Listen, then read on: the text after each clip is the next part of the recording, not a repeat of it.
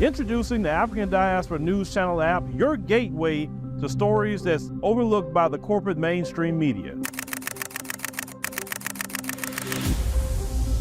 At African Diaspora News Channel, we cover stories that don't receive mainstream attention, and we serve as the voice to the global Black community.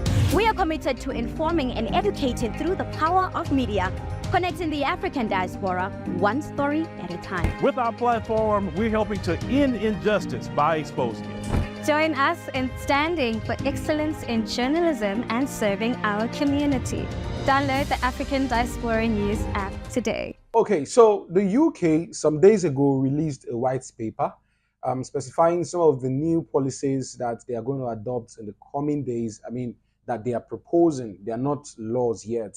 I'm going to talk about that in another commentary. But then what we are talking about today, I am trying to extract one of the things that was said in that white paper to corroborate what I'm about to talk to you about today. So it was said in that newspaper, in that white paper, that henceforth, anybody who wants a permanent residency in the UK has to live in the UK for 10 years. Unlike, before that, once you've stayed in the UK for 5 years, you got a job and you've been there for 5 years, you're qualified for permanent residency. Now they're proposing 10 years. Now, that's not it. A heated immigration debate on X, turned into a linguistic showdown after a particular British user claimed that the UK care sector had become critically dependent on Nigerians who barely speak English. Emphasis on critically dependent on Nigerians who barely speak English. Personally, I feel like this is an insult to the whole of Nigeria. But let me give you the whole gist. Now, the controversy started when Rachel Clark, tweeting as Dr. Oxford, wrote on Monday, this past Monday, and said 1 in 5 of the UK's care workforce have a non-British passport. Stammer would have us believe these carers are the squalid result of a failed experiment. I said they do vital, necessary, humane, skilled work, and they are worth their weight in gold. Great.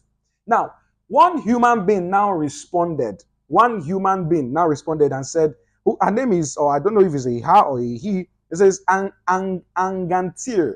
Angantir tweeted as based not smart, now wrote and said, why did we make our care sector critically dependent on Nigerians who barely speak English and each bring with them 3 dependents? Can imagine that.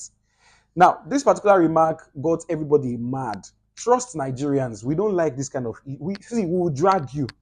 We are going to drag you.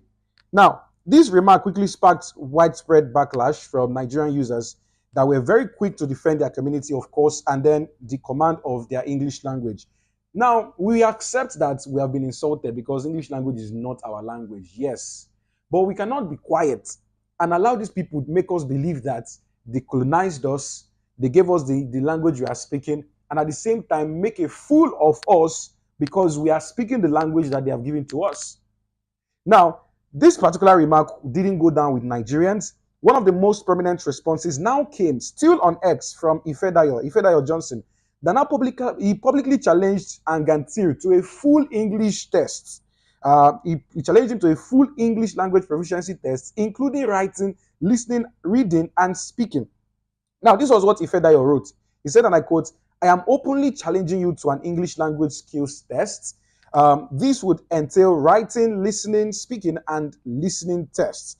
If your overall score is higher than mine, I will quietly pack my bags and leave this country within 24 hours. But if I score higher than you, you will keep your mouth shut and never again question or disrespect the language skills or the English language skills of any Nigerian. Let me know when you are ready so that we can fix the dates and all of those things. Now, this Angantir now responded. He said, I agree. He said, okay, I'll do it. However, Ifedayo raised the stakes by proposing a second phase of the challenge to compare both parties' economic contributions and benefits usage in the UK.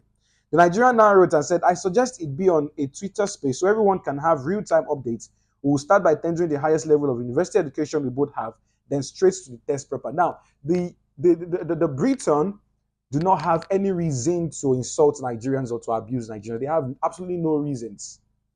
These people in the UK, if you want to look at their level of education, you will find out that most of them don't go to school. They are dependent on the money that immigrants bring into their country just so that they can better their lives. Now, for the fact that Nigerians and other, immigrants are going into the UK to take care of the parents of these Britons, it does not give them that right to insult the language speaking ability of Nigerians. It gives them no right to do that. And I particularly take this as a challenge. It's crazy. It doesn't make sense. How can you say this kind of thing? Somebody was saying the other day that do you know that some UK people, some people from the UK do not even know certain words in English language. Like Nigerians pronounce certain words and they're like, I've not heard these words before. Yes. The fact that you own the language does not mean that you entirely know everything in it. And I'm waiting for this particular challenge because I want to see how it will end. Anyways, I don't blame them. We borrowed the language. Assuming we speak our own language, now nobody will come and tell us that we are struggling to speak English. We are struggling to speak English and we are still helping your economy.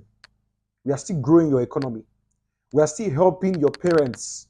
We are taking care of them for you. We are still helping your kids, taking care of them. I don't have much to say about this. I'll see you in the next video. My name is Victor John, reporting for the African.